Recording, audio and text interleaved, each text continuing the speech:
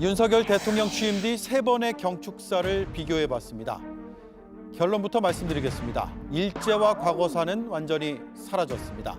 반면 우리 내부의 특정 집단을 겨냥한 표현은 더 강해졌습니다. 먼저 일본 관련 언급입니다. 세계 시민의 자유를 위협하는 도전에 맞서 함께 힘을 합쳐 나아가야 하는 이웃입니다. 네, 2022년 경축사에 과거사는 없었고 일본을 이웃으로 표현했습니다. 지난해 경축사에도 과거사는 없었고 파트너란 표현으로 격상했습니다. 일본은 이제 우리와 보편적 가치를 공유하고 공동의 이익을 추구하는 파트너입니다. 그리고 올해 과거사는 없었고 일본과 관련한 언급도 아예 사라졌습니다. 이번엔 특정 집단에 대한 발언입니다. 2022년 경축사엔 보이지 않았습니다. 그런데 지난해 반국가 세력이 등장했습니다. 이들에게 속거나 굴복해선 안 된다고 했습니다. 공산 전체주의를 맹종하며 조작 선동으로 여론을 왜곡하고 사회를 교란하는 반국가 세력들이 여전히 활개치고 있습니다. 그리고 올해는 사이비 지식인과 선동가라는 표현이 나타났습니다. 이들이 반자유 세력이라며 맞서 싸워야 한다고도 강조했습니다. 선동과 날조로 국민을 편갈라 그 틈에서 이익을 누리는 데만 집착할 따름입니다. 이들이 바로 우리의 앞날을 가로막는 반자유 세력, 반통일 세력입니다. 검은 선동 세력에 맞서 자유의 가치 체계를 지켜내려면 우리 국민들이 진실의 힘으로 무장하여 맞서 싸워야 합니다. 그 어느 때보다 통합을 더 강조해야 할 광복절에 대통령이 도리어 강한 어조로 분열을 조장했다는 비판도 나왔습니다.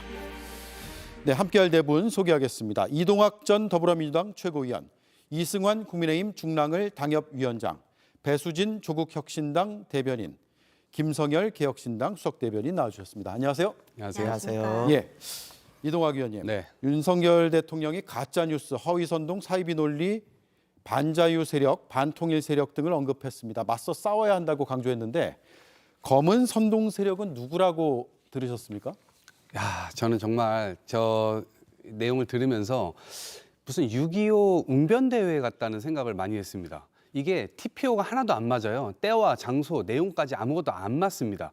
왜 그러냐면 오히려 일본을 지금 이웃이라고 얘기를 하고 파트너라고 얘기했지 않습니까? 그런데 국내에서 본인의 생각과 다른 이들을 검은 세력이라고 지칭을 했다고 저는 생각을 합니다. 예. 그러면 기본적으로는 본인의 생각과 다른 사람이니까 굉장히 많은 다수일 겁니다. 지금 윤석열 대통령을 비토하고 있는 사람들이 한둘이겠습니까? 굉장히 많잖아요.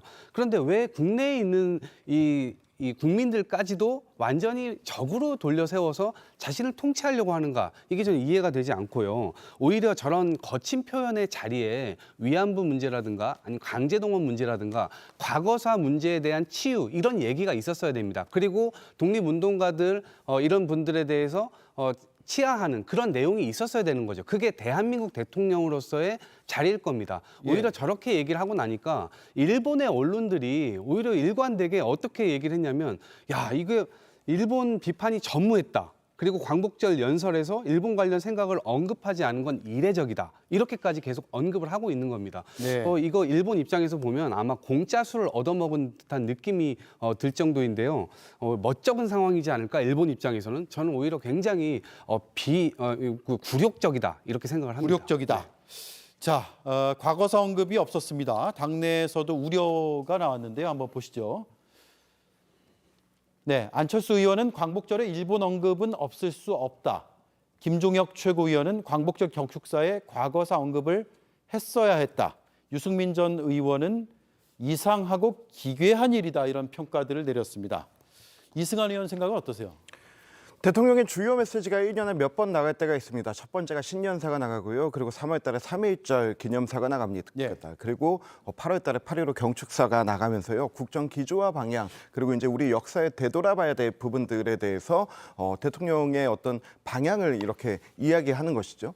저는 이런 부분에 대해서 물론 다양한 의견이 있을 수도 있지만은 우리가 이미 다 알고 있는 부분에 대해서 다시 한번 강조하라고 강압하는 것이 맞는 것인가? 제가 이 자리에 앉아서 지금 평론하고 있는 저는 남자입니다. 저를 보고 계신 모든 분들이 제가 남자라고 밝히지 않아도 제가 남자인 것을 알고 있습니다. 예. 그렇다면 제가 남자라고 밝힐 것이 아니고 남자로서 어떤 정치를 이어가겠다, 어떤 행태를 이어가겠다라고 하는 방향성을 밝히는 게 더 맞는 것이죠. 이렇게 맥락 전체를 이해하지 않고 이 문장이 들어가지 않았다, 이 내용이 들어가지 않았다라고 비판하는 것은 좀 문제가 있다고 보고요. 저는 가장 큰 문제, 이번 경축 행사의 가장 큰 문제는 우원식 국회의장과 그리고 야당 의원들이 참여하지 않은 것, 그리고 광복회가 말도 안 되는 이유로 불참한 것, 이것이 오히려 국가의 어떤 통합을 해치는 가장 큰 문제라고 생각합니다. 이런 부분들이 있다면 보통 대통령의 경축사나 이런 부분들 함께 먼저 공유하는 그런 라인이 있거든요. 그렇다면 이런 부분 더 들어갔으면 좋겠다 했으면 되는 부분이지 예. 아예 참석조차 하지 않고 이렇게 비판하고 매도하는 것 자체가 저는 더 큰 문제라고 봅니다. 네, 명백한 사실이기 때문에 굳이 밝힐 필요가 없었다. 그리고 야권에서의 불참이 오히려 더 문제다. 이런 의견이시네요.